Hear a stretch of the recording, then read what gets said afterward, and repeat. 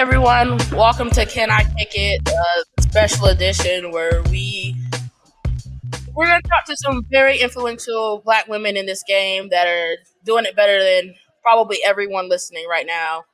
So I'm gonna go around the room. I'm gonna let them introduce themselves, let them plug whatever they got going on, and then we're gonna get into some very very deep questions, but we're gonna also keep it light and breezy. So let's start from the corner. Sylphs. What's up, everybody? This is Sylphs, co-host of the Shea Butter FC podcast. Yeah, what's up, y'all? Nicole. Hi, my name is Nicole. I'm a co-mod for the platform. Kaya.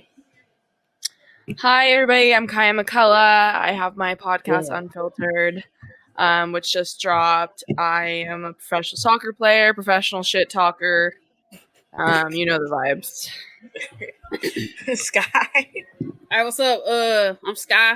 And I'm the other half of the Shea Butter FC podcast with the homie Sills. And I'm Ebony. You'll probably find me with Nicole at the Plastics, and doing other various soccer things around here in the streets. Don't worry about it. We can fight later if we need to. So let's just hop right in. So, ladies, as Black females involved in several parts of the game, the system has failed us time and time and again. Where do you guys see as the biggest area of improvement? I know overall it needs to change drastically, but what is one part that you guys think absolutely needs to change? Can I go first? Absolutely. I just had it off the top of my head. So I was talking to somebody about it today, but first and foremost, I always go back to the structures, the structural the structural integrity of the whole system, how that kind of needs to be restructured, and again, get rid of the I think before we can really see substantial change, we really need to get rid of the pay for play system.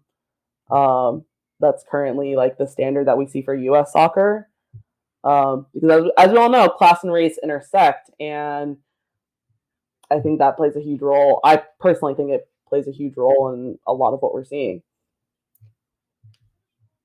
Yeah, 100%. I think back to my own youth experience and how lucky and fortunate I was to be able to afford soccer in the way that I could. I mean, it was kind of a struggle still.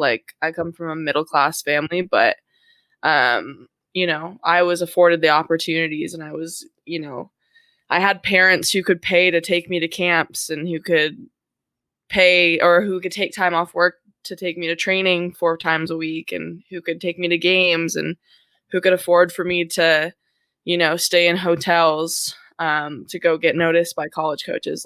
There are so many barriers to entry for soccer, especially getting to the top level. And, reflecting on my own story and my own journey, it's almost a miracle that I made it as far as I did, just because, how many barriers are in place for kids that look like me. So yeah, that was immediately what came to my mind too, was the pay to play structure. That's number one. Yeah. Oh, go ahead. Go. All right. See, we do this all the time, apparently. Yeah, I think we're all pretty much on similar pages. I just think pricing people out can never truly mean inclusion, right? And the way I look at soccer, because it wasn't available in my city, right? It's a majority Black city. It didn't get there until I was in high school, and I was already playing other sports. And it's not a place where you play that sport and get noticed. You play basketball, you play football and get out. But yeah, for me, soccer is supposed to be for everybody, and there's no way that that's true in the current structure. And when there's not inclusion, it's always going to affect more marginalized people more, right? And so I think of young Black women, young non-binary people, and others who just aren't ever going to have that access. So yeah, I think you have to start there and then build the support that way. Oh yeah, I was gonna definitely say access. I grew up in Atlanta, and so even though you had the Atlanta beat at the time. Yeah, I'm that seasoned old. You still like the access to actually play was like really non-existent. Like I could see a path for going playing as a basketball player to get to the pros or any other sport, softball, even lacrosse versus soccer in Atlanta. And then even playing in high school, you can see the disparities. I played in the Atlanta public school system. If it was two black teams playing, then we only had a couple of refs. If it was we played a white school or a ranked team, then you had a number of refs. I got hurt in 11th grade playing on a horrible pitch that we never should have played. And the only reason they stopped the game is after I sprained my knee really badly. Somebody else broke their ankle, but we never should have played on that pitch. And like, you would never have had that happen at a white school in the state of Georgia. But like, you could never see like how to do anything, how to even think about even going to college playing soccer, let alone like having the support. So it was just like always a dream. Because I always say, for as much talent and physical skill you have for men and women in the state of Georgia, you have yet to see a black person, brown person get on the U.S. women's national team, U.S. men's national team. Like, that's an access issue. Like, so yeah. Sorry. Can I? Sorry. Go I ahead. just had a small point. Sorry. I had a small point that I was like thinking of that while y'all were talking. It just kind of popped into my head about how because there is that lack of access for marginalized communities, and like because of that, you're not seeing the proper representation. And so if you're not seeing that proper representation, then I feel like people from those marginalized communities are like, well, why would I even want to like watch this or support this if I'm not seeing myself represented in this game, That was like a perfect segue to what I was going to say anyway. So I'm glad that you spoke. I think another big thing is, having black coaches. I never in my life have had a black coach, which I think says a lot, because we know black people are more than capable of being phenomenal coaches. And I think about how different my experience would have been, being able to see myself in a mentor who was teaching me. Not that I didn't have great coaches, but I think they would have understood my dynamic a little bit better and my specific situation. And there's just a level of familiarity that you can't necessarily get with having white coaches all of your life. So that's a big thing for me is how are we providing the resources to Black people to become coaches in this game, and how are we providing the support for them to get to that position? Because this is like the one time that I think that top down kind of works. If you put people in a coaching position where kids can look up to them and they can see themselves in said coach, I think that has a really positive long-term effect. There were times I definitely wanted to quit soccer, and I imagine that some of that could have been mitigated had I had somebody that looked like me to mentor me. Well, first, I want to welcome Riss. Go ahead and introduce yourself and tell people where they can find you, anything you're working on, and then we'll hop into the next question. Thanks. Sorry I was late. I was just speeding home from work. Oh, you're good. I'm Riss. I am one of 4 co-founders of Rose Room Collective. We are a people of color supporters group for the Washington Spirit and DC United. You can find us at Rose Room Collective on Twitter and on Instagram. And all of us are on Twitter as well. I am Riss_Willett. Yes. To kind of segue from Kaya's statement, y'all are involved in a lot of spaces that often get overpowered by male, whether it's Black or white voices. What's it like navigating these spaces, and how do you hope your presence will influence other Black females to get involved?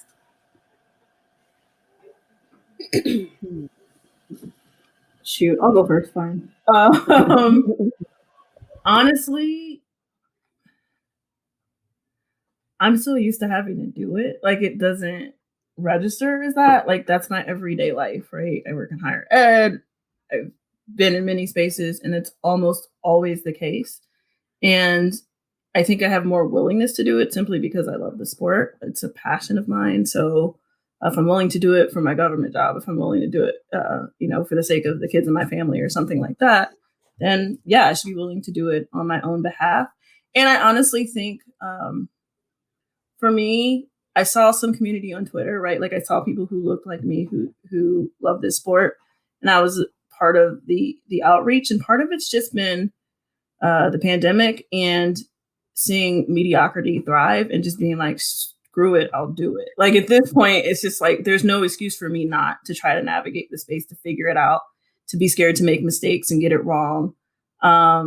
So for me, it's just not fearlessness, but just why wouldn't I do that, and just calling it out when I see it, and trying to do the work myself. Right, there's things I need to learn and unlearn as well, but just calling it out, right, and just being able to at least put it into the universe or the void, however you feel, and know what you know, right, like being secure in what I do know, and if I don't know it, I'll admit it. And just knowing that we're talking about women's soccer, like the people leading this conversation should be women or not non-binary people. It should not be men. They are welcome to join the conversation, but it's not their space. So, and I try to find men who seem to understand that. So that's sort of how I navigate it. Try to build community because that's what soccer is. So start there. Yeah. And why not? I don't know. That's my thought. I think going off of Sylv's point, did I say it right, Sylv? Yeah, that's I good. don't want to get it wrong. Okay, hey, I don't want to get it wrong. That's a big fear. Going off of Sylv's point, honestly, as like as a very visibly like Afro-Latina, like as I say, as a very visibly fat, used to having to pave, especially growing up poor too. Like I think I'm so used to having to pave my own way regardless. I think I've kind of lost that kind of fear of like, if someone, like I'm going to talk, like I'm like the fear of talking, like I'm going to talk and you're going to listen to me, and if you don't listen to me, I'm going to keep talking, and I'm just going to essentially, like I'm just going to pave the way myself, and I'm going to do it myself because time and time again people like me aren't like given those types of opportunities. You kind of have to take them for yourself. Like my mom always has this saying that she's like, opportunities are bald headed, so you have to grab them by the hairs. And I've just been doing that my entire life. And soccer is no different. And if someone is not going to listen to me because of my identities, then I'm going to make them listen anyways. Like they're going to listen regardless. So they can do it the easy way and they can do it the hard way. The choice is there. I was gonna say, so the real government job is actually engineering. So I'm immersed in all the time, all men, everything, particularly white men. And so I guess it took time that I had to get to a point where I really just don't care. And also like my identities as being black, LGBT, being a little differently abled, and then having a lot of things going on that I have to be an advocate for myself. So it's like not having fear and just being secure in the confidence. I mean, growing up in Atlanta helped it because you get taught to be proud to be bliggity black all the time. So it's like undefeated. Like I can go through spaces and really don't care.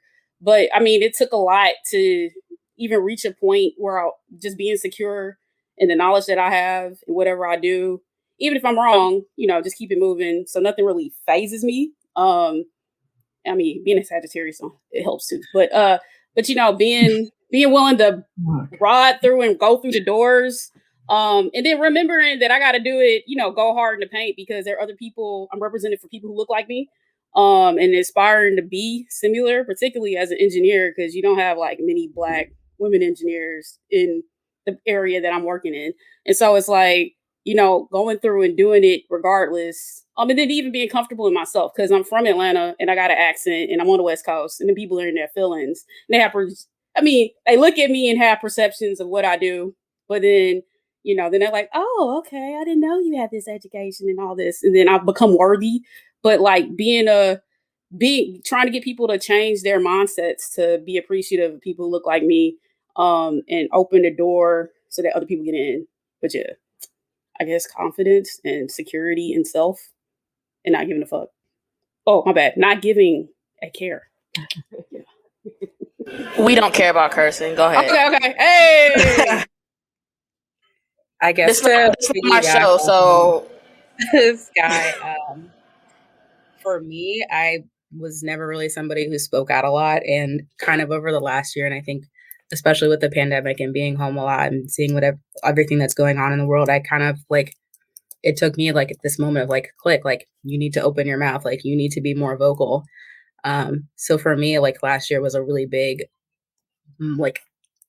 mind opener for me, be open and be vocal about it. And I have definitely been more vocal in the last year, especially with Rose Room being really out and about now. So I think for me, it was just kind of opening my eyes to stop being quiet.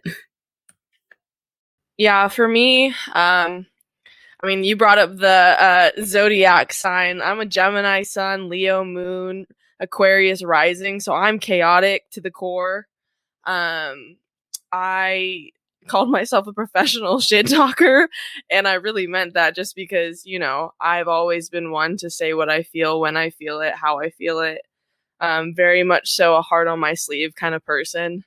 And I guess that just kind of translated. I've shared my journey with activism so many times, but it really just started for me in high school and speaking out about things that I thought were wrong in my area. And when I got to UCLA, I just realized I had a platform and I had a really powerful voice. And, my whole life I was told I could do anything that I wanted to do. And I just think that belief, coupled with, the position that I found myself in, really compelled me to speak up. Because even if people weren't paying too much attention to women's soccer, NCAA women's soccer, I knew that, the message would reach a few people who then could speak out to then more a few people. And I just kind of saw the potential for this snowball effect. And as I kind of rose in the ranks and started getting more attention on social media and stuff, I think I've just firmly stuck to the belief that we have the responsibility to stand up against injustice when we see it, not just as an athlete, but as a person, as a living, breathing human. You have the responsibility to stand up for people and stand up against things that are wrong. And so I think, when when I deal with all these white men on social media or in my hometown or wherever they may be, I kind of just hold strong to that unwavering belief in myself and my purpose and my message. I have the support of the community behind me. I have the support of my family. And I think ultimately I have the support of myself. And, that's all that matters in the end, is if I can die knowing that I stuck true to who I am and what I believe. I don't know. I wanted to be a voice for people that, I wanted to be a voice for people that look like me, because I didn't have a voice for myself when I was a kid. So I figured, who else but me can do it? Who else but, if the path isn't there, you got to pave it yourself. So that's kind of my perspective on that question. Yeah. And I was just going to add that, as somebody who does work with students probably around your age, I'm a little on the older side of millennial.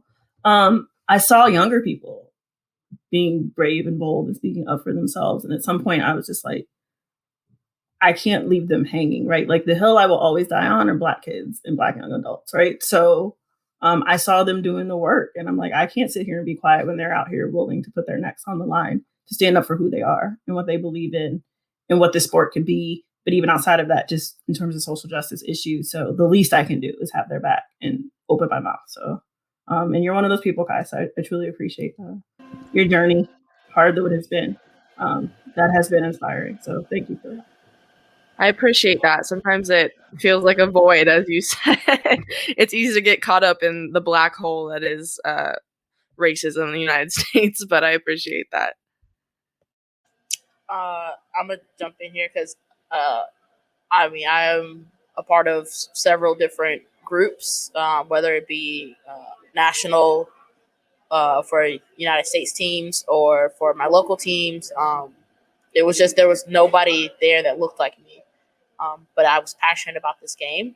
So to navigate into these waters took a lot. There was one guy that looked like me that was up front doing the chants, doing the leading, doing that extra step to make sure everyone felt welcome. And I've always said on my, like, I say it everywhere, like, if you're with me, you have a voice. Because I didn't have that voice when I first started this game or started in this game. I started late. I was like 2012 when I first started this sport, like following this sport fully. So it was kind of just like looking for those voices and realizing they weren't there. So then realizing I kind of had to be that voice for myself and for others. And that was a process. And having to battle against all these extra voices that were saying, oh, well, what are you doing here? I had a guy almost get hit by a car because he didn't want to listen to me. Like, that's how crazy it is out here to be a black voice in a very white dominant sport. So, I mean, all of you are doing the amazing work to try to get black female voices heard. So, for one, I appreciate you guys for doing that.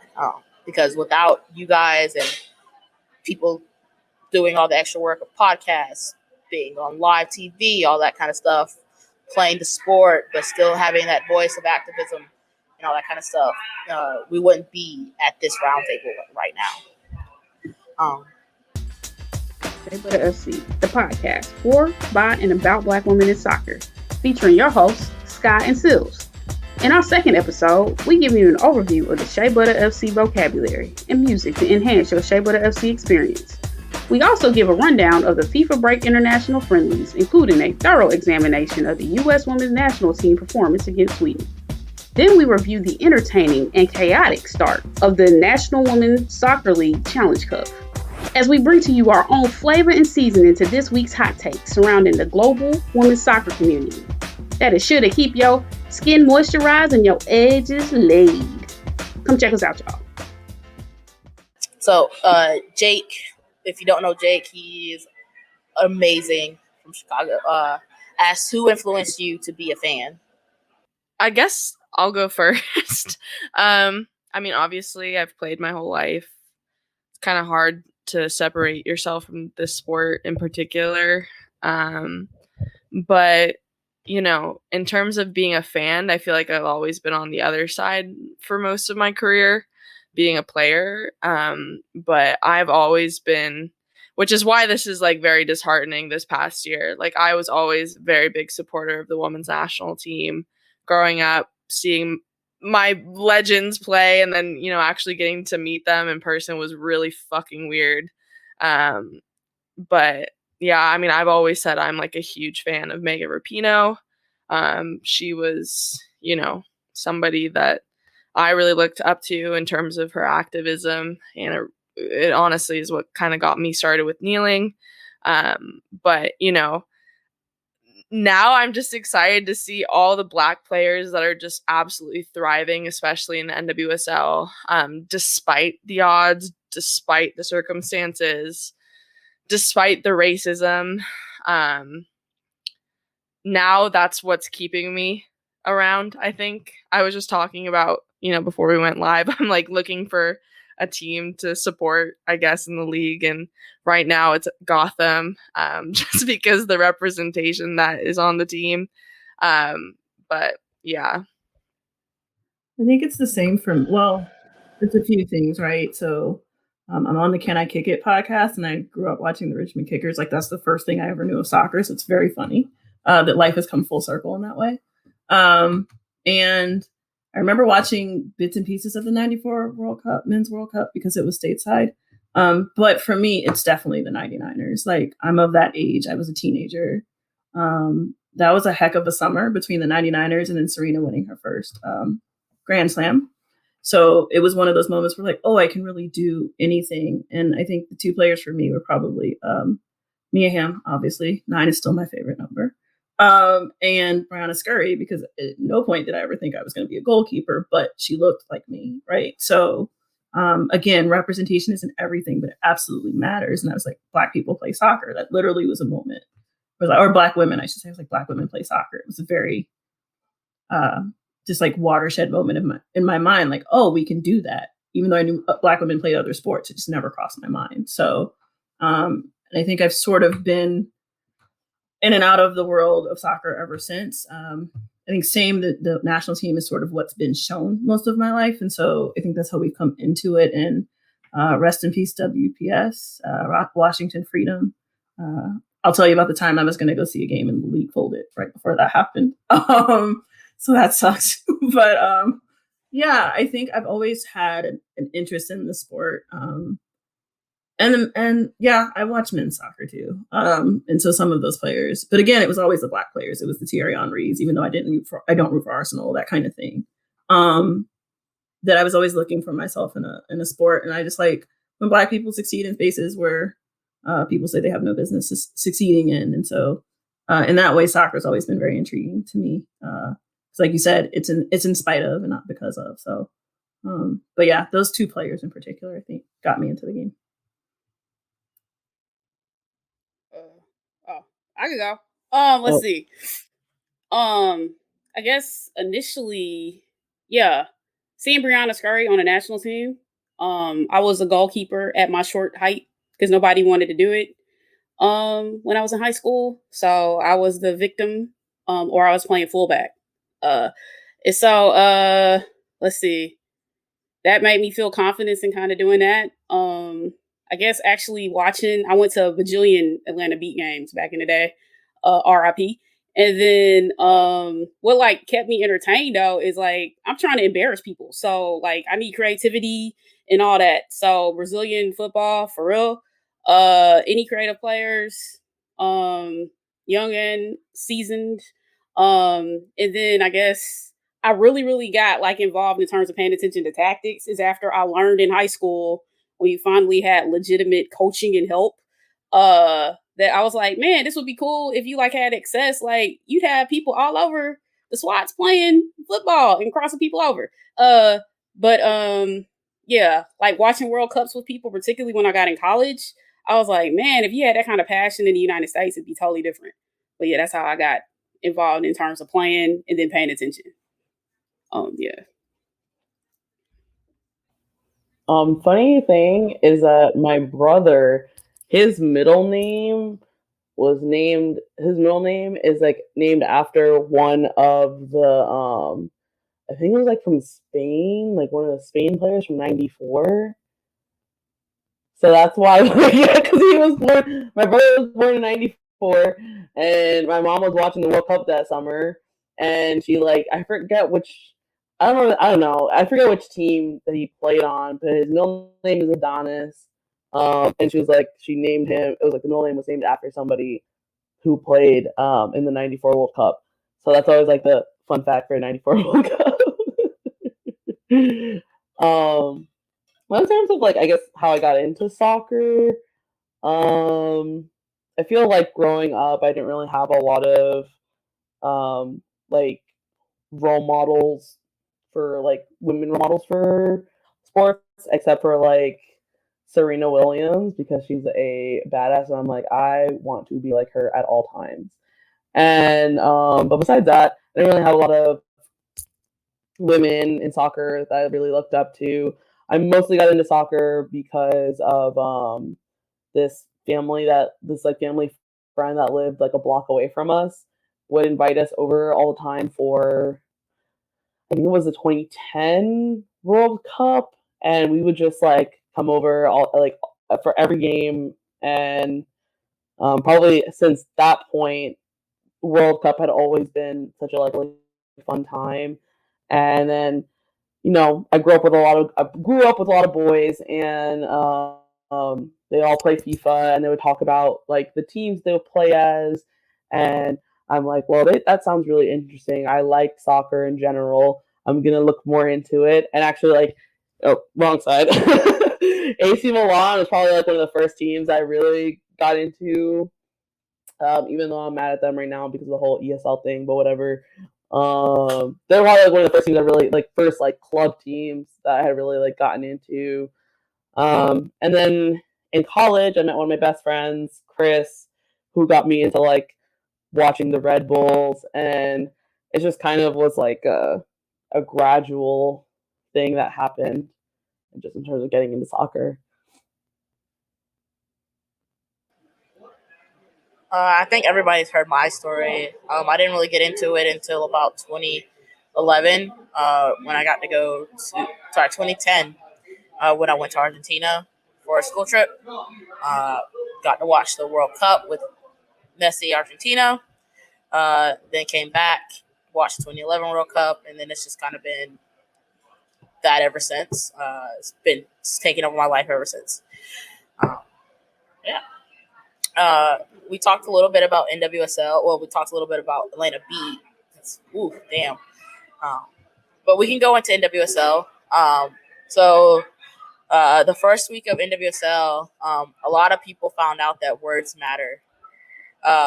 What do you think teams can do to make sure that players have the resources they need to be successful in this league, whether it's emotionally, physically, anything of that nature?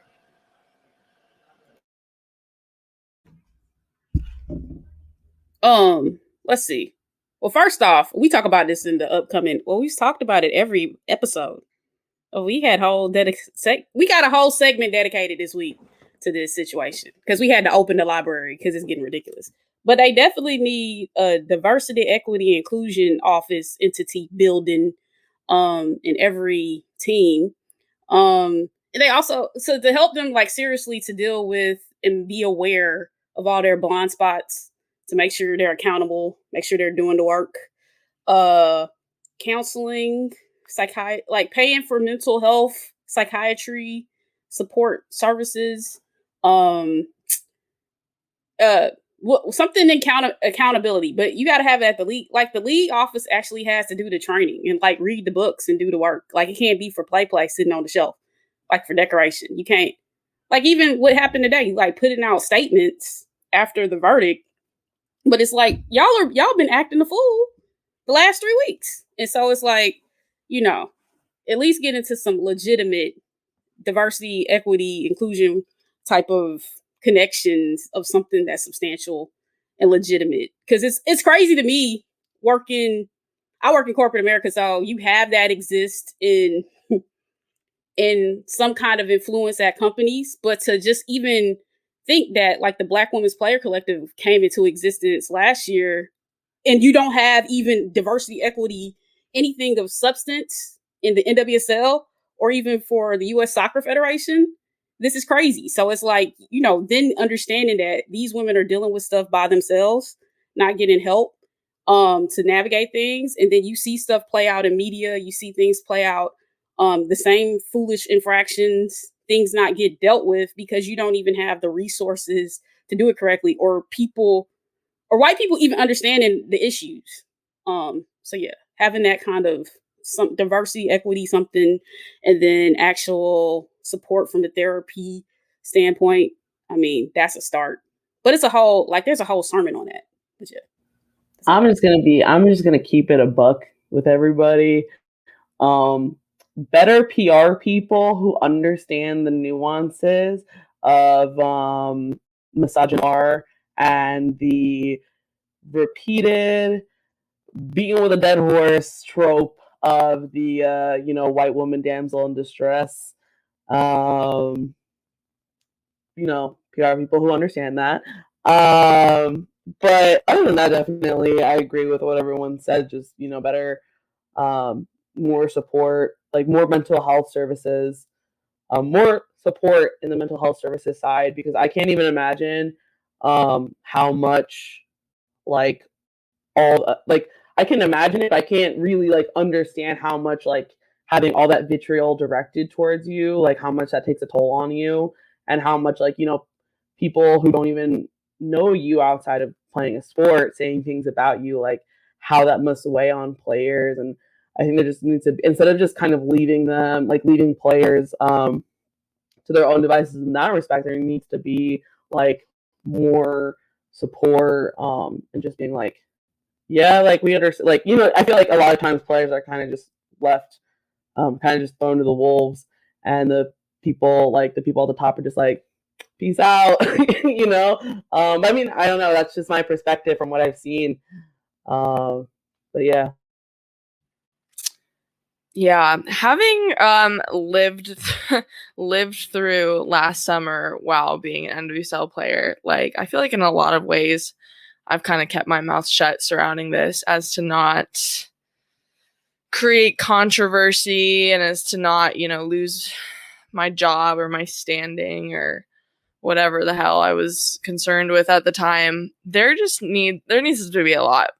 Everything you guys said is 100% true. Like there needs to be more support in terms of like mental health. There needs to be more support in terms of like diversity, equity, and inclusion.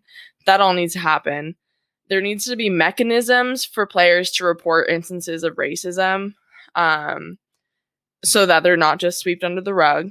There needs to be mechanisms put in place where players don't feel like they are going to be punished for, telling their truth and speaking their truth surrounding racism. Um, it helps to have teammates, who are supporting you, but at the same time, like there needs to be a lot better work being done by players in the league to be supportive to their Black teammates. Straight up, I see very, very, very few genuine allies in the league at this current moment for Black players.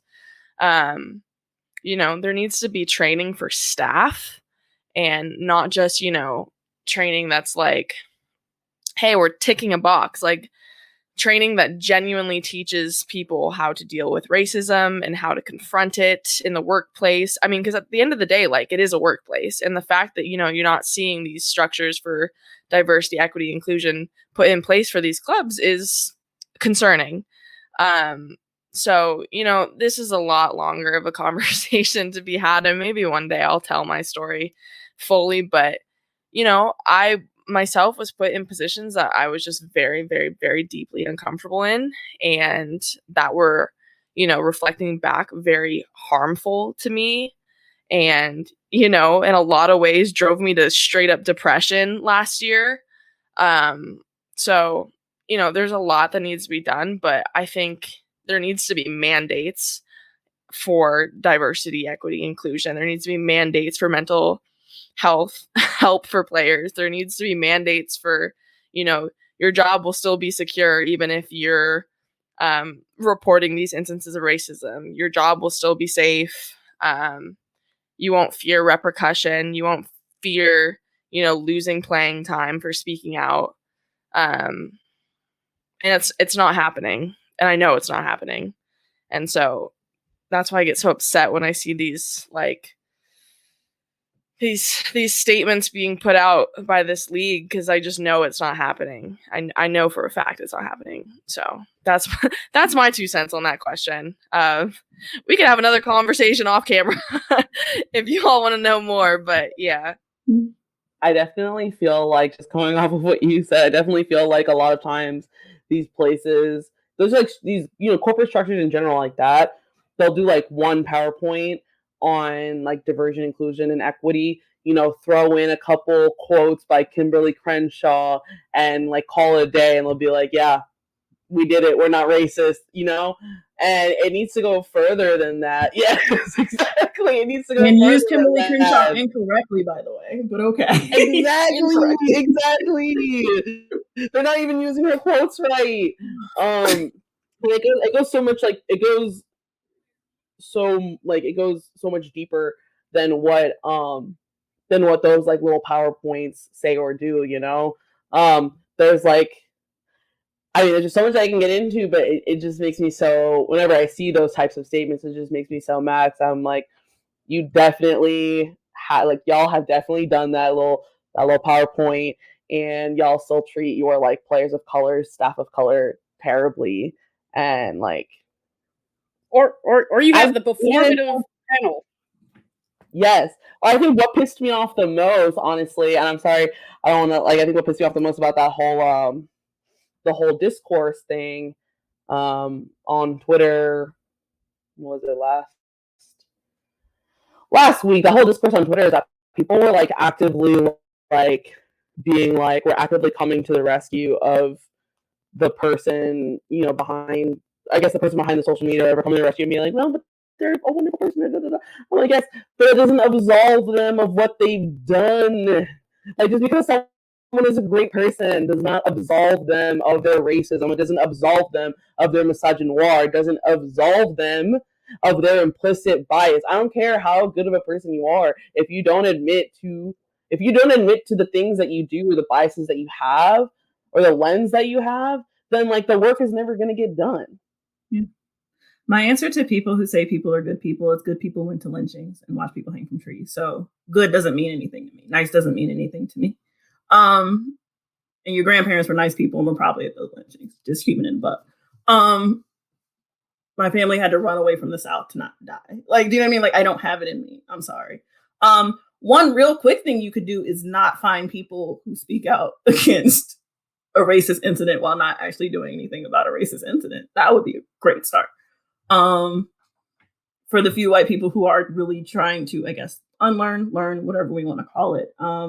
I agree with mandate. I think things should be mandatory. I think we do this dance where we want to implement these things, but we're like, oh, well, people can have a choice and da-da-da. And they've co-opted the very language of the thing that they're trying to, I guess, change. So you have to mandate it because every structure in this country is inherently built to be against what we're trying to do, right? So I think you have to start there. I think it has to be continual.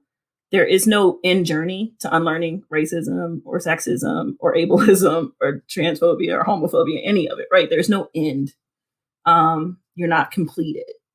It's not a college course where you're one and done. So I think mandating it. I would like to see the people from the top down, like actually be in these spaces, be in these conversations, because you have the power. Like until you prove to me otherwise, you have the league that you want, and it's a pretty racist league. So I would maybe question why that is. But yeah, start with not finding people. So a follow up to that was from Doug. So what can us as supporters of these teams and this league do to help push that along?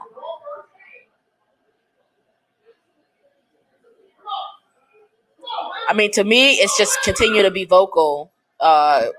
As we've heard, bullying works. We don't have a super league anymore, so keep pushing, keep hitting these people on Twitter, and feel it and make them feel it in their purse and their wallets, and maybe then we'll get some answers because black dollars work. I think, and black dollars influence. No, you're good. Sorry. No, I was going to say, I feel like as supporters, especially if you are someone who is a part of a supporter group, like you need to, like, I'm just trying to word this because, like, I don't want someone to misconstrue it and be like, oh, like, the language that people use for like when it comes to like affirmative action and stuff like that. I guess I think my thing is that like as supporters and especially supporter groups, like they have the power and they have the power to make spaces to like make sure that their spaces are inclusive of everyone, and not only inclusive of everyone but comfortable for everyone. Like it's kind of like it's like an advertising type of thing. It's like I would want to join a supporter group that I feel comfortable in and I see other people who look like me. And if I don't see other people who look like me, I'm going to think like, maybe it's not the most comfortable environment for people like me. Like it was the biggest reason why I got so involved with the plastics, because I do think that lack of representation, lack of people in those types of spaces definitely deters people from marginalized communities from like wanting to join and stuff like that. And I guess I don't know. Like, I know it's much easier said than done, I guess, but I don't know, radical inclusion, like I don't know how else to say it, but just make sure that you are pushing for the inclusion of all people. I don't know. I guess to piggyback off of Ebony, I just make sure that players are being heard, because if you're not supporting the players, how do they know that they're being supported? Especially with Sarah Gordon's deal. How do we know? Especially, and because for me personally, I feel like Houston was so quick to just say, put out a statement and say, oh, well, we're looking into it. You didn't even address her by name. They just said a player from, they didn't address her by name. I guess so just really be like, support the players and support everything that's going on out there, because really, if the players don't feel supported, what's the point of even speaking up? I will say, like, in my own experience, I felt the most support from fans over anybody else, like maybe besides my family. So, I mean, I think that just goes to show like how big of an impact fans can have on players, even if you might not necessarily know it, even if they're not very open or vocal about it. Having that support, like Ress just said, is like very, very important. It helped me through a lot of my shit that I was going through. So yeah, you know, big on accountability, holding the teams that you're supporting accountable. I know in watching this league, I feel a lot of cognitive dissonance almost daily, just because I simultaneously want to support the players that deserve it. But I also, you know, feel a type of way about the league itself. So, you know, just doing your best to hold teams accountable. The dollar matters. At the end of the day, these are organizations. They are money-making organizations. So a dollar goes a long way. And, you know, I think being very cognizant of where you're spending your money and what you're doing for these clubs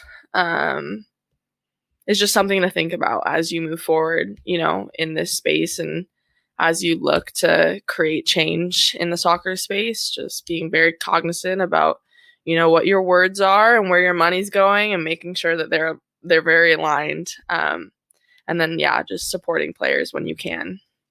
A question from Kyle from Fort Madison, from Madison the Flock.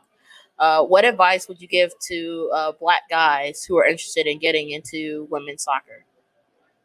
That's an interesting question.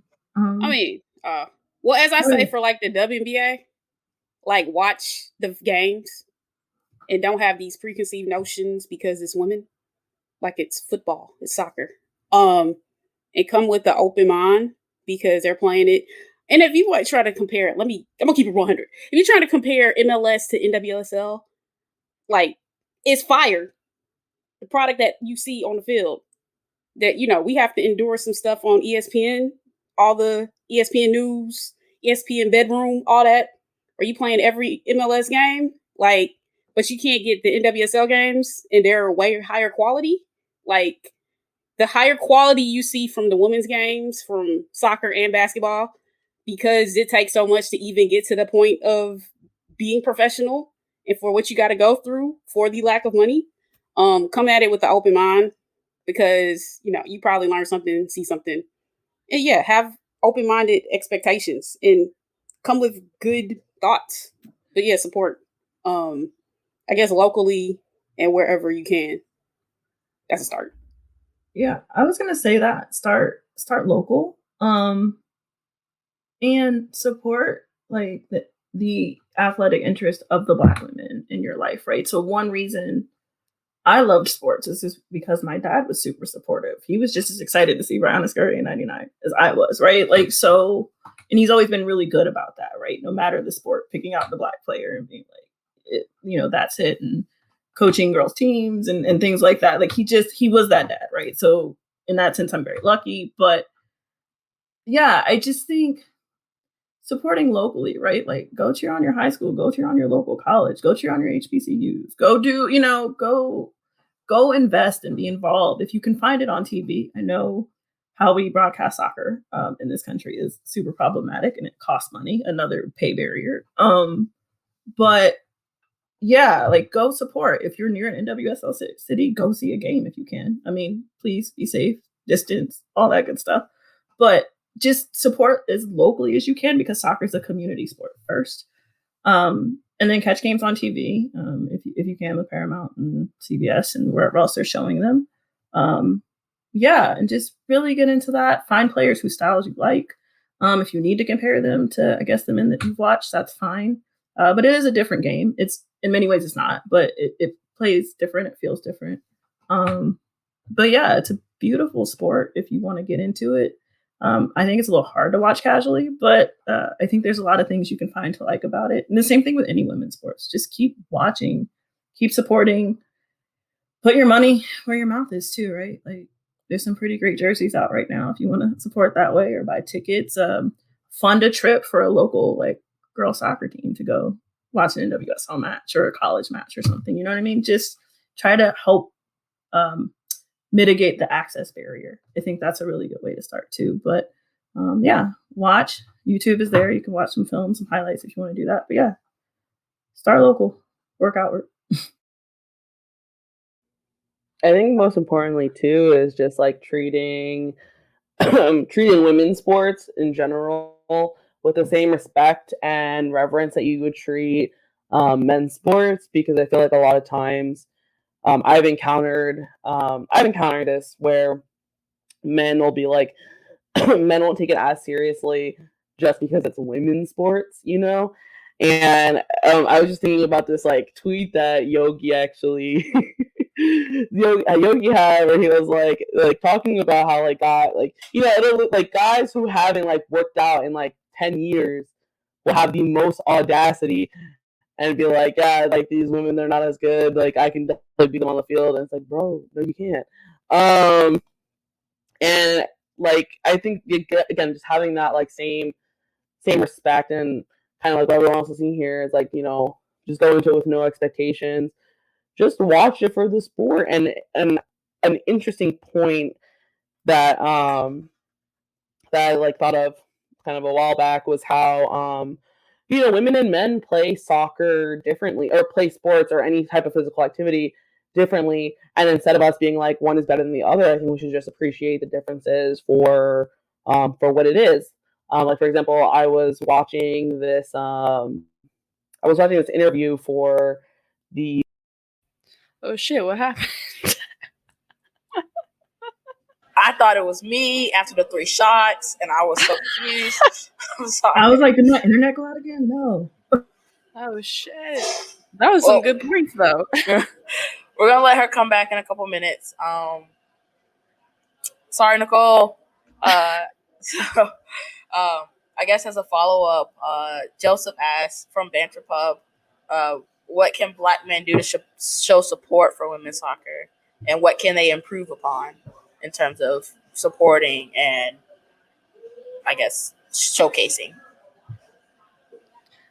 One thing that I just thought of, and I guess this thought like isn't just for men, isn't just specifically for Black men, but for all people who are like starting to get into women's sports and are actively trying to be like anti-racist. I feel like, you know, dispelling the myth that like a Black player has to be a certain way, or that they automatically have like certain qualities, or that, you know, I forget who I was talking. Oh, I was on 2 Cents, and we were talking about, you know, that pipeline that puts Black women consistently from center forward to center back. It happened to me. So I think just like educating yourself, not just on, you know, the teams and all that stuff, but on the actual fundamentals of soccer is something that I think a lot of men don't do. And specifically the fundamentals of like women's soccer and the way that the sport functions differently, just so you can kind of arm yourself with ammunition to defend like Black women in this space. That's, I think, you know, a lot of times Black men can have a very powerful influence on those spaces. And so just, you know, being able to defend Black women within the sport and being able to do that by educating yourself on the specifics of the sport and, you know, what problems that they are facing in the sport is a good way for me, I think, that people can start. I literally was making note of that on Sunday was the second leg of the Champions League, and I was literally like, I tweeted when Dudek, who is white, ran down somebody. They're like deceptive speed, which is what they say when white girls are fast. And then I think Sandy Baltimore was on the ball, and I think she had pace and power. I was like, there it is. Shit. But just the idea, yeah, like you said, that people get categorized. Like I know Crystal Dunn speaks out about this quite a bit, having been in that pipeline, same as you. But just how you speak about it. Black people can be midfielders, by the way. I just want to point that out. Free Midge and Crystal Dunn. I'm like, Midge is balling today. Like, are you kidding me right now? But no, I'm upset about it. Let's not go there. Yeah. I wanted to say Blacko, you coward, but I didn't want to say that. But just giving us ample chances, right? And please don't call us hybrids if you're not actually going to play us in multiple positions.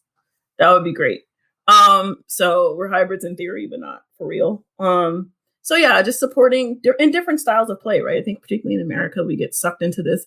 This is the way you have to play soccer. Again, because people have been priced out and excluded and things of that way. So, or that nature. So the thinking doesn't necessarily go beyond that very limited box, right? Tactically or anything else. And so even knowing what to do with that kind of talent seems to be really hard. To just, I'm with Kai on that one. Like even how you speak about it, but just supporting players no matter where they play, and also support your Black goalkeepers because we won't get a lot of those either. So yeah.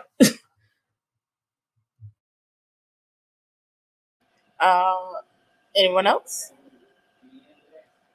I'm gonna move it to a little bit of a fun topic. There's some badass ladies on this roundtable with some really dope platforms and really dope podcasts. I want to know what's been the most rewarding part about putting yourself out there on these platforms, especially in 2020 and beyond. I can speak. It's really hard kind of bearing all to people a lot of times. It's hard living your pain live for people to see, to try and get some semblance of, growth out of them. It's hard putting your trauma on display to educate people. But, the most rewarding part with all of that for me has been being able to actually see a difference being made. Just in the way that, people will tell me that, my story has either like inspired them to speak out or has changed their perspective on a certain issue or, there's a whole variety of things. But for me, that has definitely been the most rewarding. And it's why I continue to do what I do. Just because you can see that there is a difference being made. And I hope to continue to do that, even though this is like I'm sure we all know this is a really hard space to operate in, day in and day out. It feels like this kind of toxic cycle of feeling okay and then being re-traumatized by something else, and then, trying to pick up the pieces from that and then being okay and then being re-traumatized. In a lot of ways, it gets tiring, and a lot of times it feels like you're yelling into a void and people aren't listening. But, just knowing that there is change happening, and also just one of the most rewarding parts has been the community I've been able to make for myself. Like, I have met some of the most incredible, inspiring people in the soccer world and in this space, and just through telling something as simple as my story. And for me, that's been very selfishly like a really amazing thing to come out of this for me, just because, I have people that I'll be cool with for the rest of my life and can relate to me and my experiences. So yeah. Hey y'all, real quick, I know you're enjoying this unique episode of the Black Women Supporters Roundtable. We just wanted to shout out Dysphoria United. Their podcast centers to celebrate Black women in the global game of soccer. They just did a recent episode with some players from Gotham FC, the new team in NWSL. It's not really a new team, they just rebranded, but the design is dope. Anyway, you can get all your podcasts on any podcast player. Follow them at Dysphoria United on Twitter and Instagram. Also, make sure you follow Courtney and Dre. They're awesome people. So, with that being said, let's get back to the episode. Take a break. Yeah. I think a lot of that's the same, right? I think again, one of the appeals of soccer is community, and so being able to find that, and know that it's not just me, right? Particularly as a Black woman who doesn't come from a family that does soccer, though my mother Googled soccer terms because she listened to the podcast for the first time. So progress, right? Love you, mom. Sorry I cussed. But yeah, I think just that sense of community and that I'm not nuts, right? Like I'm not reading the situation wrong, right? There is a level of validation. Like I am a Gemini, but so I don't need a whole lot of it most of the time. But every now and then, it's nice to have it, right? So, but just knowing we're not alone and that what we're seeing and what we're saying, what we're feeling is completely valid and it's true. Unfortunately, seemingly every day. Um, but yeah, and just being in this with other people. As a Black woman, I'm always going to seek out other Black women. I think it makes for the strongest communities. We're all we have almost all the time. So yeah, I think being able to find that in something that I'm passionate about, finding a pretty decent, you're cool. Finding a good podcast host to do this with is, yeah, it's just been really rewarding. And I hope it continues to be, right?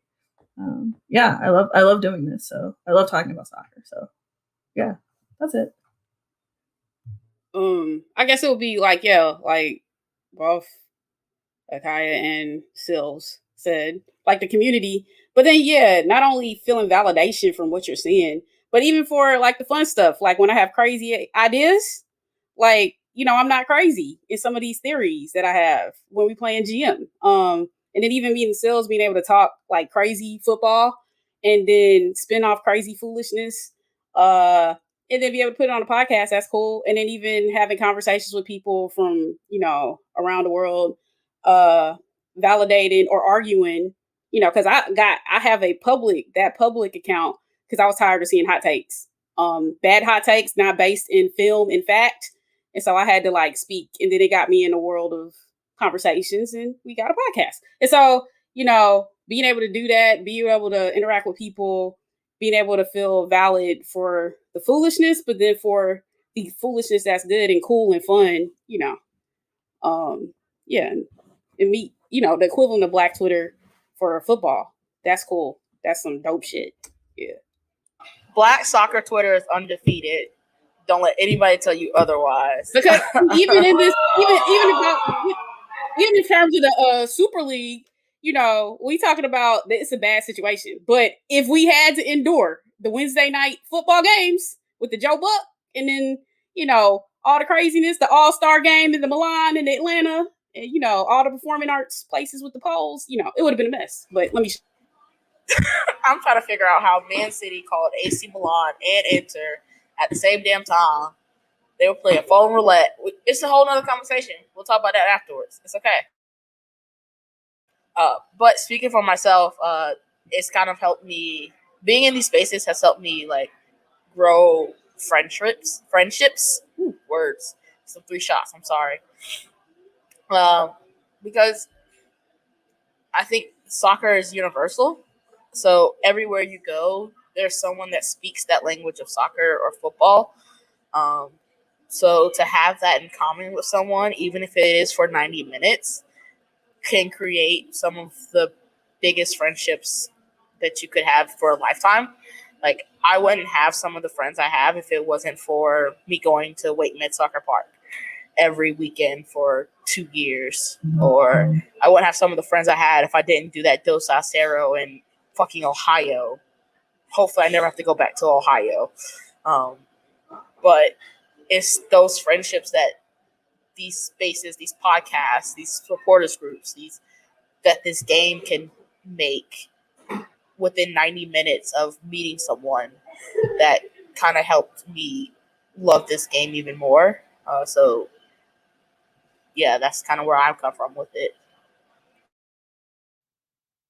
I think for me, especially because Rose Room is still so new, it's definitely been this nice like cohesion of like, oh, I have friends that look like me and love the sport, and that's been really rewarding. And just like having the group as in itself, has been really nice, especially with players backing us like Tegan McGrady, Sarah Gordon. I mean, it's really nice. And it's really cool to, see people in the league say like, hey, you exist and we acknowledge you. I feel like the best part for me is just, again, like finding people who look like me and like finding people who look like me who also love the sport like as much, if not even more than I do. And it's just like that. I don't know how to describe the feeling, but it's just like that feeling when you're around, like, you're in a group of like other Black people and you're like, oh, this feels great. Like, like you don't have to like mask anything. Like you're just like, you're with your people. But also like in general too, it's just been nice to like kind of just be yourself and have people like root for you and like validate your experiences and just validate who you are as a person. Like I still call I like whenever like when I got the interview or when I got like the message to be part of this roundtable, I was like, oh my god, like fangirl, like, so I'm like, oh my god, and I'm like, like it's just crazy to me because I still think of myself as like, some random girl from New Jersey with a loud ass opinion, and everybody else was like, no, like you deserve to be there, like you deserve to have a seat at the table. So it's just been like, I don't know, it's been nice to have people like kind of just support you and have a group of people who look like you. So just so everybody knows, we are still taking questions from everyone watching. Thank you all for watching, by the way. But I'm gonna keep going as long as everyone here wants to keep going. So another question I had was, we've come so far with this game, but as we saw with the opening weekend, there's still so far to go. But where do you see this game progressing in 3 years, aka to the next World Cup? Because the USA is not going to be on top forever. But it's hard not to see them earning that 5th star as well. So where do you see, not just USA, but all over, where do you see the world progressing with women's soccer before 2023 in Australia?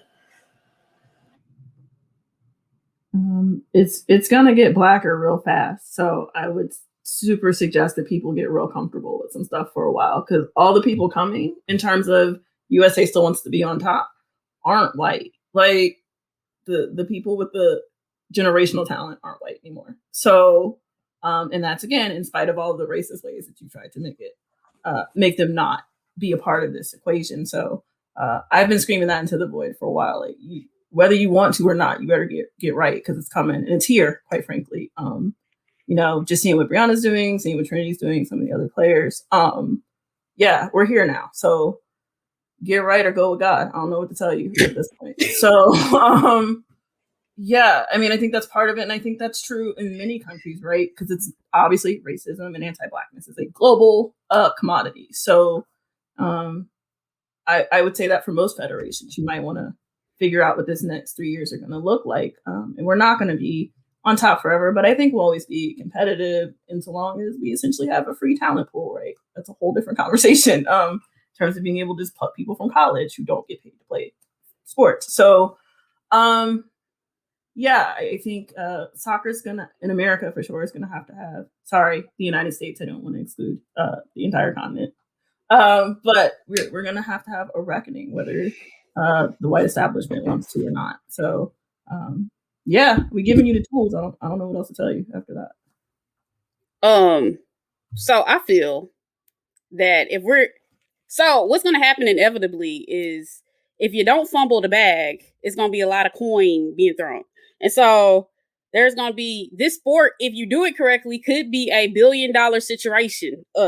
Situation on the women's side alone. And so it's like, are you going to invest correctly? Are you going to get like marketing? Because I mean, when you are getting forced to embrace culture because it's coming, there's mad opportunity from apparel, from my cutoff football jerseys, to my tank tops, to my long sleeves, the stuff to match my shoes, to the hats, to the headbands, to all that, everything. Then you got the the endorsement deals. So when Nike, not Nike, when some hip hop artist is rocking the North Carolina Courage kit, or Beyonce got her own Houston Dash line, you got to get right, because the coin is coming. Now, in terms of the talent, it's gonna be bliggity black. I personally believe, because Flacco is an actual coach of tactics and is an asshole, and he's trying to dominate. Like, he's not trying to be nice and just kind of win. He wants object domination. So it's going to happen. This might be as white as the team is before, the turnover that's coming. So people got to mentally prepare themselves. Like, you're going to have a real black team. You just got to get comfortable with it. Got to figure it out, work it out, go to therapy, get through your fragility. It's going to be okay. But he's trying to win games and embarrass people. He's trying to beat France 50-0. Like, that kind of level of stuff. So people can catch up, but then he's trying to invent new offenses, defenses, do stuff. Like, whatever. Like, it's like, if you watch the tape, you see the foolishness that's coming, but like, are you ready to embrace it? Because it's going to be black and brown. And so, yeah, that could happen that should be happening over the next 5 years. Whether or not the NWSL in particular gets itself together, puts teams in markets like Oakland, Atlanta, and invest and make things happen and embrace the culture, will dictate if they're fumbling the bag, the coins, or they stacking paper. That's all. Hey guys, last ass break of the episode. We just wanted to shout out Plastics Supporters Group. You can follow them online on Twitter as Plastic SG, but pretty much they're a group of women that works on making the game more inclusive for minorities and people of color within the game. They have one simple thing. You can hang out with us and you can support us. You just have to make sure that you're not racist, sexist, homophobe, transphobe, or anyone that's not down for radical inclusion. So with that being said, make sure you follow and support Plastic SG online on Instagram and on Twitter. So, I promise this is the last ad break. Let's get back to the episode. I feel like, the women's game is just getting bigger. As much as it's getting blacker, it's getting bigger. I'm super excited for the expansion teams, specifically in the U.S. But I think it's going to gain momentum in the next few years. I mean, we here in the U.S., our women's team is our national team that we respect. So, from that aspect, I think, as we keep dominating on the world stage, it'll keep gaining momentum. And I mean, I'm hoping that the women's game continues to grow. You see the engagement that even, college teams are getting. And, even college teams can pull 12,000 fans.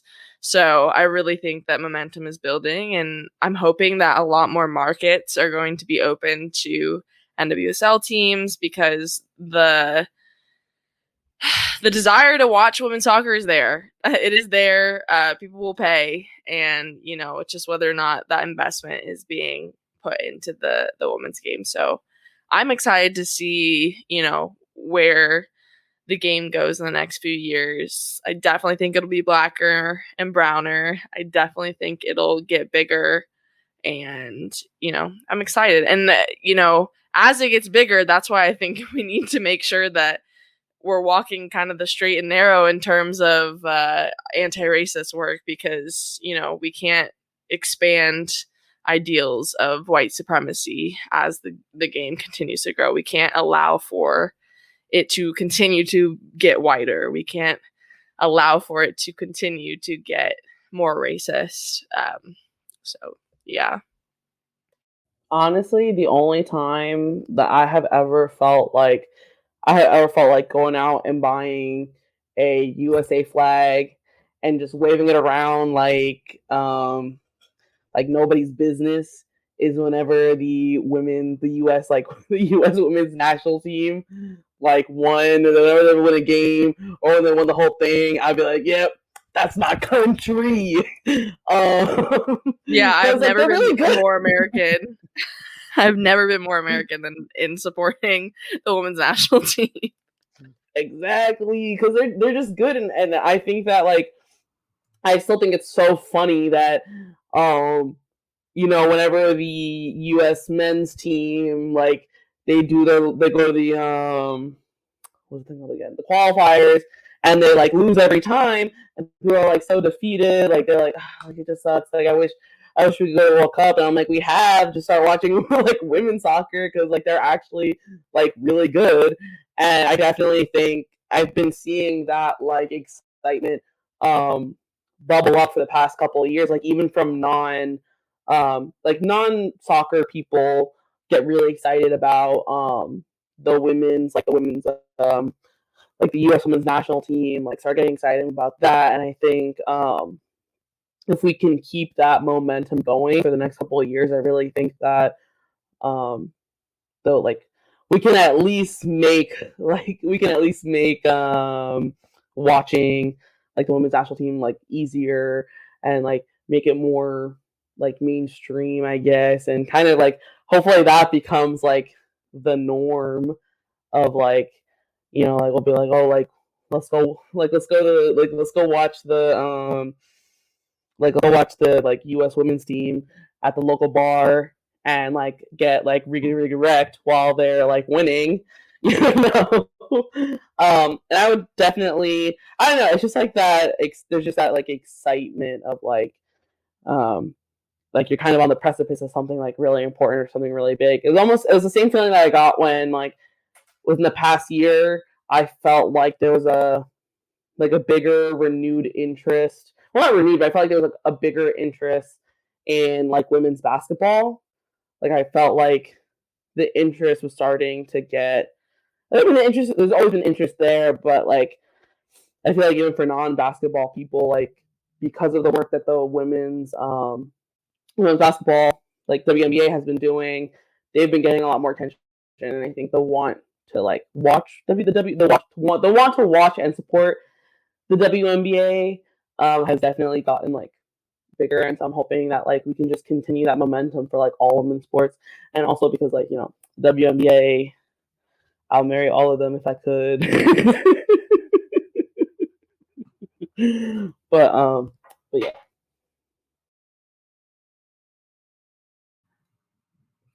I think for me, like, and I hate the comparison, but like I want to get to a point where at any point I can turn on one of the major networks and there's an oversaturation of like women's soccer coverage where there's like analysis show after analysis show, or we have whole shows dedicated to the transfer window, or just things like that. And I don't want to emulate the men's game per se, but I want that level of just like I want to be able to shit talk about my club team. You know what I mean? Like I want to be able to do that, right? I think that's where I would like us to get, but with a more sound structure and a lot more anti-racism work. I want an all-star game in the Atlanta. I want the all-star game in LA. I want the all-star game wherever, worldwide. I want to be turned up, lit. I want it to be like I want it to be an owner of a team because I want the kind of litness that you like, man. That was undefeated. Scott put on the event of the century because Are you NBA All Star NWSL? NWSL, WNBA? Like I was like, I want to transform your thought of what an All Star weekend was, whatever the draft. It'd be undefeated, like change. Sky is trying to host the CIAA of NWSL, and I'm with it. We don't even know what the final is. We'll talk about what happens to CIAA. I just hope that it's in Atlanta because listen, I'm just trying to get flued out for that. Like, hey, we was trying to get fluked out. Yeah, you get fluked out. I want that kind of level. People getting fluked out. Dollars hitting the ceiling. Yeah, new creation. Are we about to hit Magic City for NWSL? Yeah, Magic City, Strokers. What is that even open? Onyx, all that. Let me Onyx. Okay. I'm from Atlanta. Think about it. Onyx and like Onyx and Magic City as sponsors for that All-Star weekend. Sky just literally went Southside Atlanta for All-Star game. I'm from the SWATs. Southwest Atlanta too strong. Yeah, that's what it is. Okay, I'm wild. Okay. Hey. All right. I ain't mad at it. We just not gonna remember that weekend, and we can't talk about that weekend, whatever it is. All right. So we got a couple questions from people watching along. Joseph incorrectly asked, "Who was the best dressed women's side in football, and why is it the Orlando Pride?" Orlando Pride. He's wrong. I mean, it's a nice jersey, but I'm always rep my team. So get out of here. Love you, mean it though. You just did a whole episode on this. I think the Thorns are, but I guess that's up for debate, kind of. Oof. It's probably the Thorns, and that's very hard for me to say. Ooh. As a Courage fan, no. But I'm not gonna lie, I wanted that practice. Ebony, you know me, you know what I wear, you know what my style is, you know what my brand is. So you already know what the answer is going to be, and it's going to be the Portland Thorns. Like, I'm like, they were the Portland. As much as I do not want to give any props to the Portland Thorns right now, but like they were one of the first jerseys I ever truly fell in love with, because I'm like, this is me. I can so easily incorporate it into my wardrobe without having to buy other stuff. It was clean. It goes so well with all the colors that I actually wear, I love this. The Orlando Pride is really nice, but purple as a color just really does not work for me.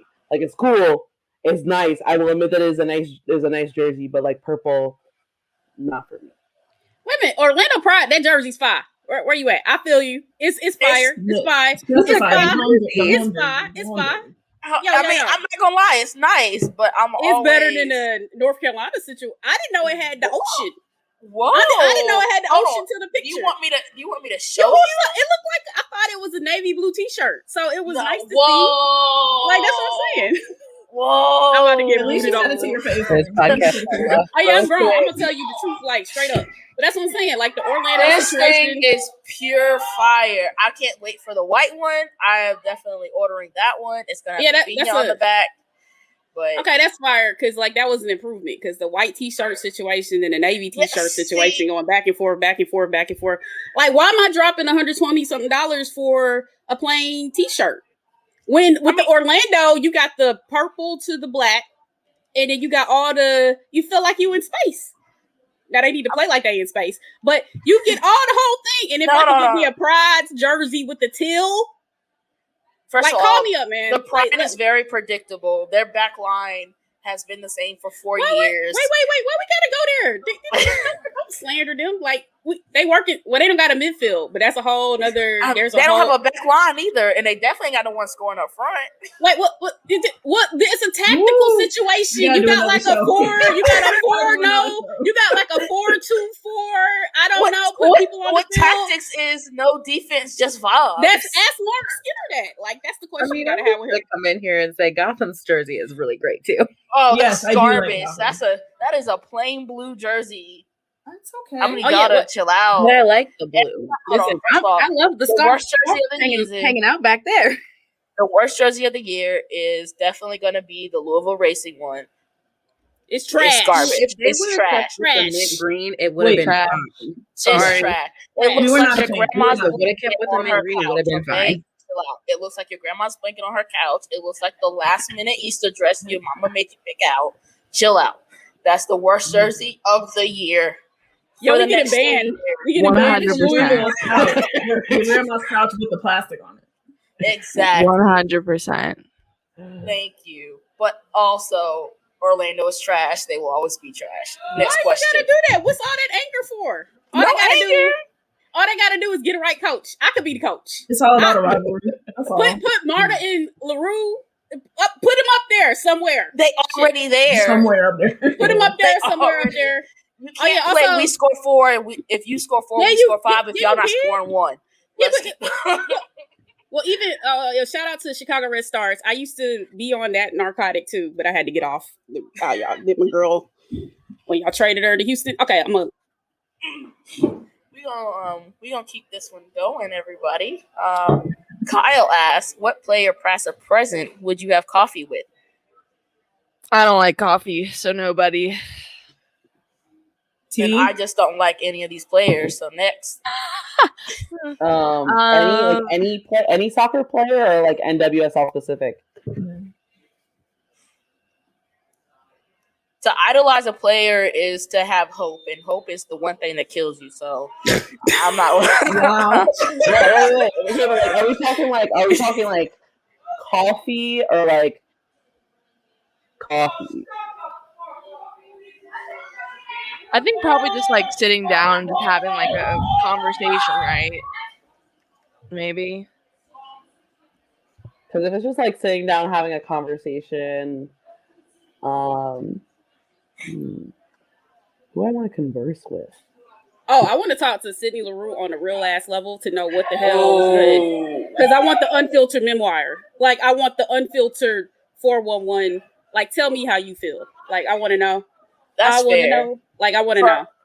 For her to go from Kansas City to Orlando the way that she did, to follow her husband when she was clearly the better talent for at least 2 of those years, I want to hear it all. I'm not gonna lie. Love is real. Same thing with Alex. Same thing with Alex Morgan. Like, she was clearly the better of the 3. She's the breadwinner. Hey, He's the babysitter. Love makes you Love is do real. stupid, foolish things, as I've learned in my old age. Look out for yourself, y'all. Don't do it, kids. Don't do it. Don't do it. Protect your brand. That is why she still has Morgan on the back and not Carrasco. Just throwing that out there. Well, that's real. True story. It's a hot girl wow. summer. We in these streets, you know. I mean, Yeah, we are streets. I'm Pfizer free now, so I'm Pfizer gang. Pfizer, first of all, If it's one advice you get from New Jersey, never fall in love with Moderna have you twitching. I got Moderna and I was fine. I was like 100% fine. You the one person?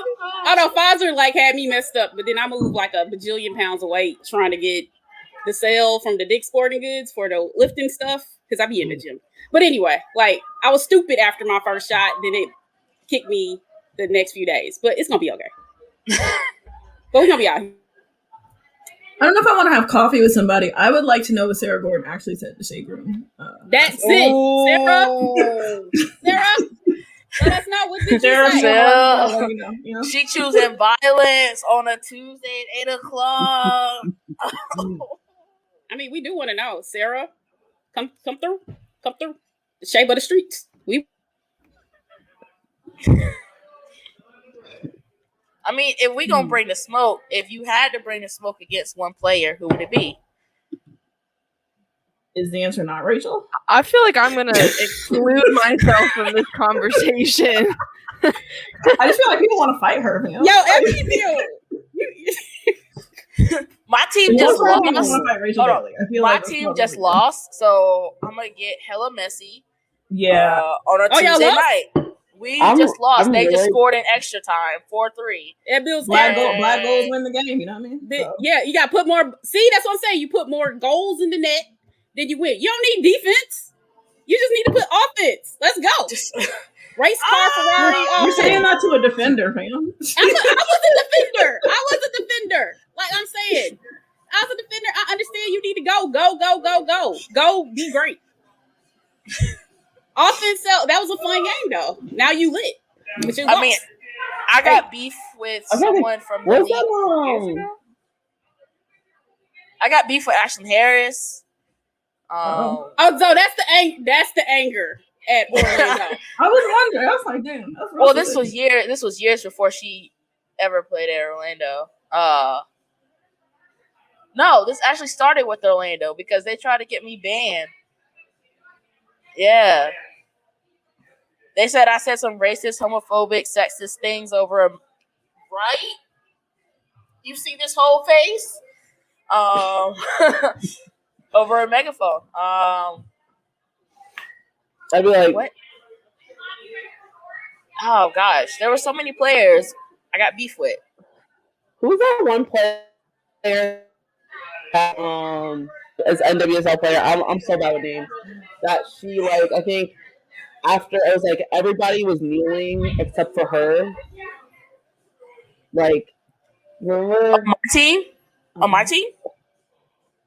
No, it was just like I don't know. It was making its rounds on. It was my fault for not looking more into it. It was like making the rounds on like soccer Twitter. It was some white player. I was kneeling except for this one white player. Oh, from Chicago. From Chicago. Yeah, I think it was Chicago. A relevant name, I don't remember. But I know who you're There's so talking many. about.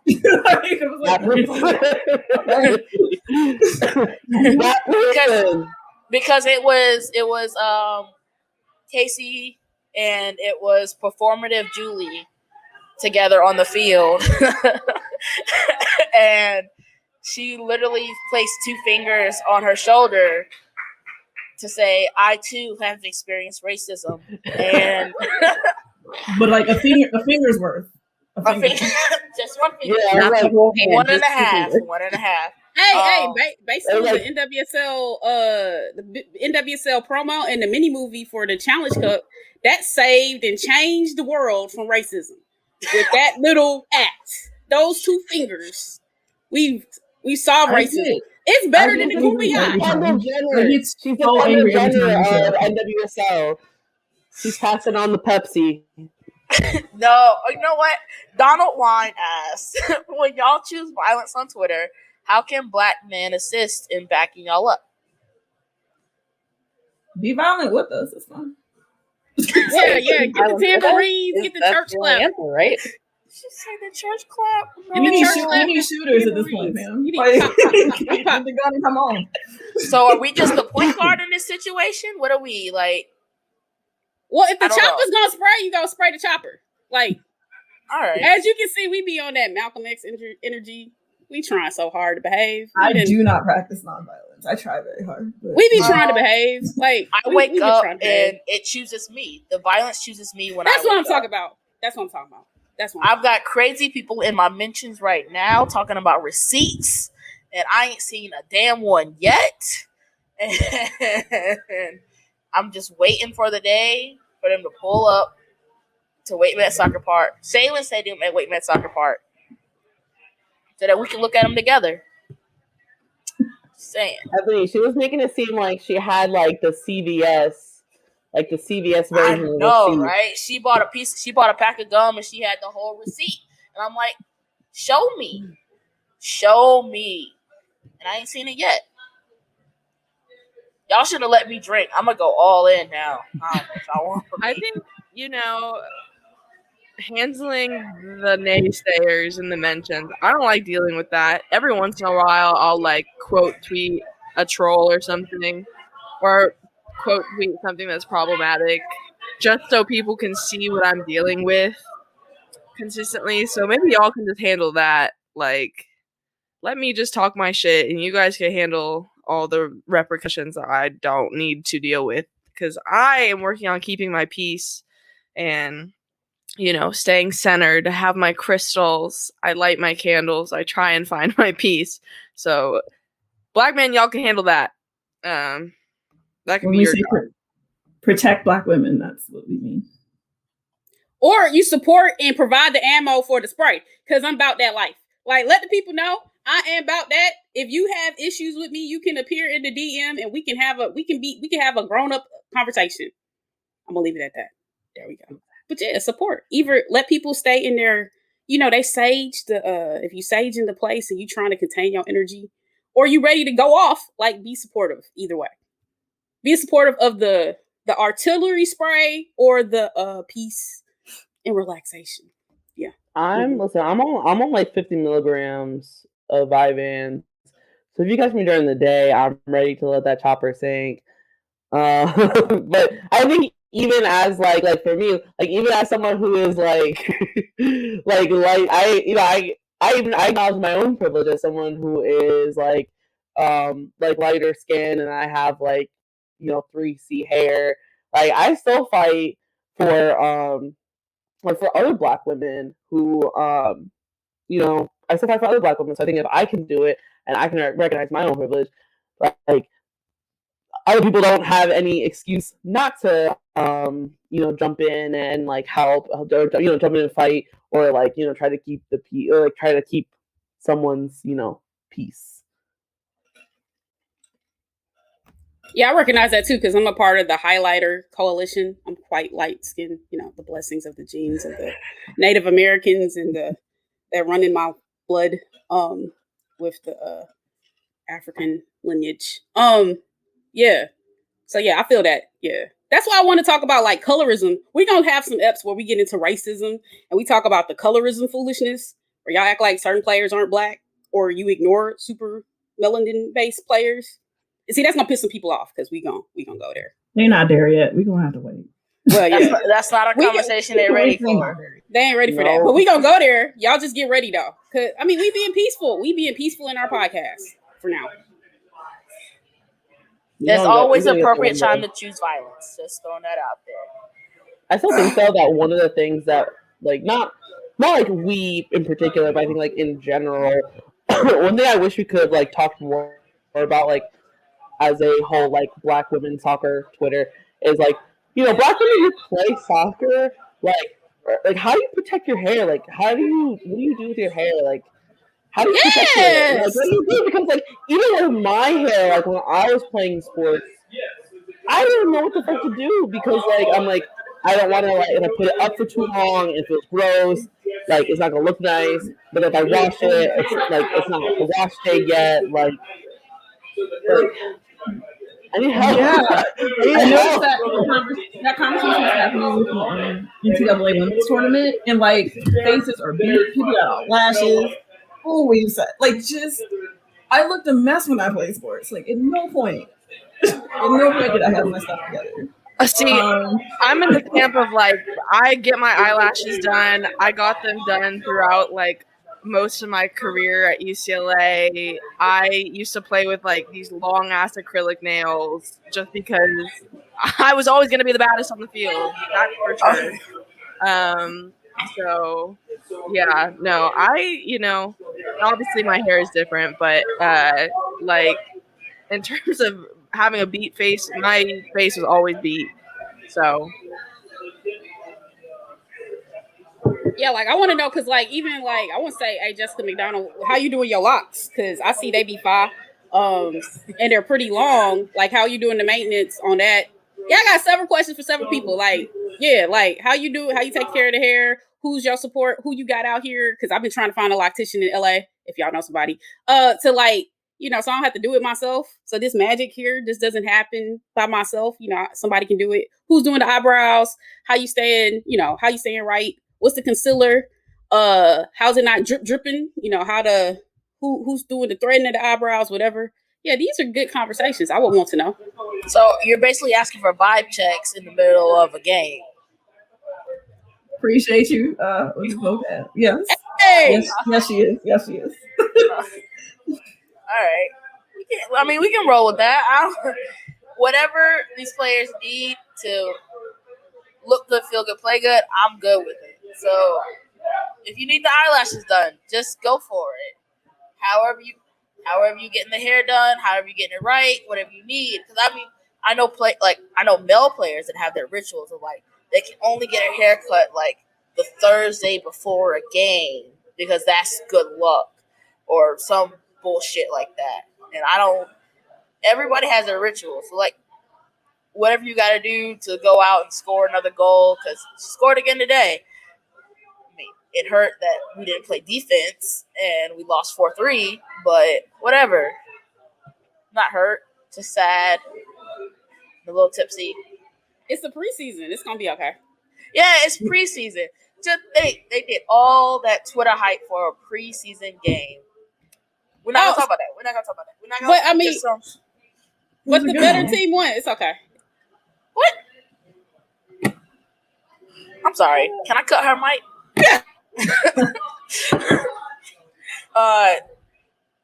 Ladies, y'all have been amazing. If anybody else has another question for us that's watching along, please ask. I appreciate every single one of y'all for coming on. We've been going at this for about an hour and a half.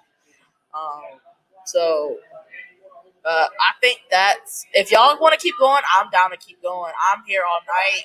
I got a haircut at 12 o'clock in the afternoon tomorrow, so I'm good for however long we need to go. But I want to respect y'all's time. That said, final questions here. And while we're waiting for those to come in, I'm going to let y'all go around the room and plug whatever y'all need to plug, whatever podcast y'all are on. I'm going to go ahead real quick and plug Courtney and Diaspora United because they're doing some fire things with Andre.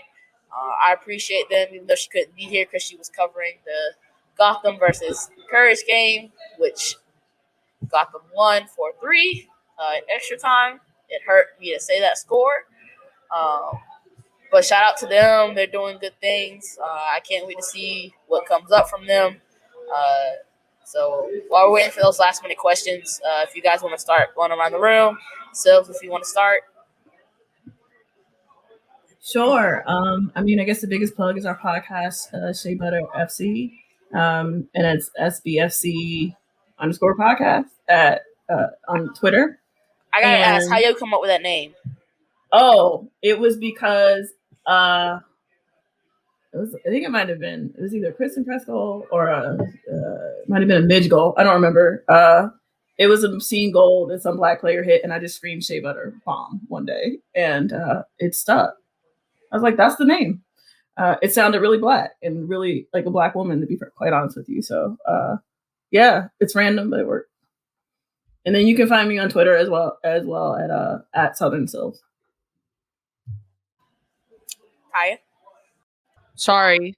I have my new podcast, Unfiltered, with Kaya McCullough, that you can follow on both Instagram and Twitter at UnfilteredWKM. And then I also just launched, myself and a few others just launched the Anti-Racist Soccer Club, which is super cool. And you can find us on Twitter at ARSC Coalition. And, I highly encourage everybody who's listening to get their supporter groups to join the coalition to help hold some of these organizations accountable in the soccer space. But yeah, that's kind of what I got going on. And my personal Twitter, if you want to hear my ramblings, is Hayakaya. So yeah, thanks for having me. Nicole? Oh, sorry, I was on mute for a second. I'm trying to think of what to plug. Obviously, the plastics. Go follow us at. I'm a really bad co-moderator because I just need to pull up the ad real quick so I don't I don't mess it up. But go follow Plastics SG it's at the Plastics _SG. We've been working obviously with everything that's been going on. We've been trying really hard to restructure and keep our momentum going and do some really amazing things, especially with soccer, like actual soccer coming up. We're trying real hard. And but if you want to follow me, I yell a lot, so I tweet about the things that that just literally pop into my head, and I tweet about it. Some of it is soccer, some of it is not. So if you want to follow me, that's XO _ Glen Coco. And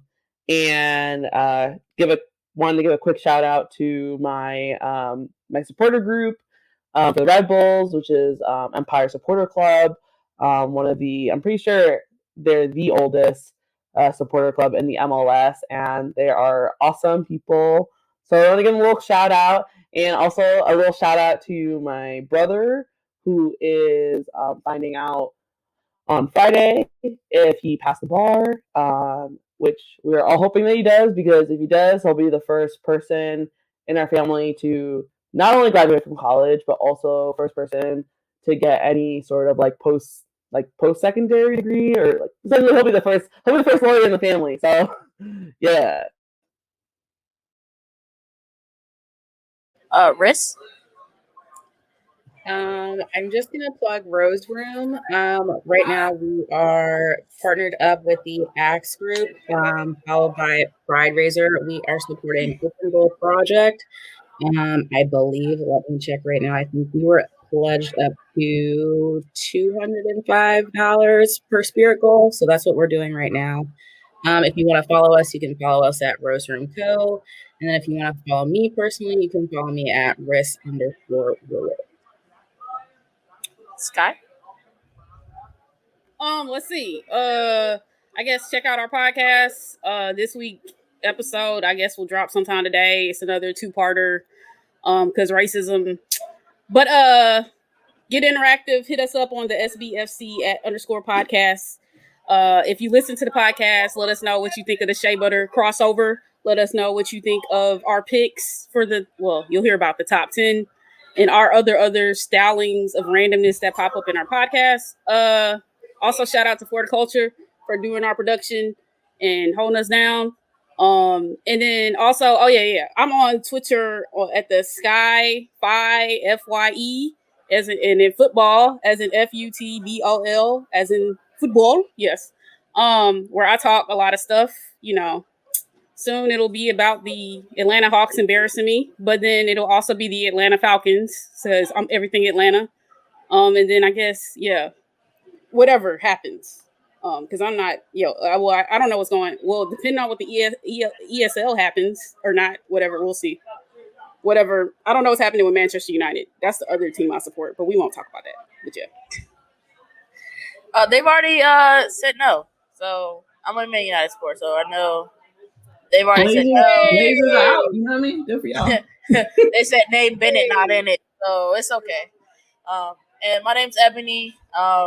Part of Oak City supporters here in Raleigh, part of Uproar for the Courage. I rep my teams to the fullest. You can catch me on socials at EbonyC25. If you're with me, you've got a voice. That's been my motto since I've figured out this platform type of thing. And I want you to know that is still true today. No matter what the crazies in my mentions say, I promise not to be a bully. I'm just out here. I'm just a black girl with a Twitter account. So we gonna get it one way or another because we all we got, and that's kind of all I got. Check us out on Walking 90, wherever you follow.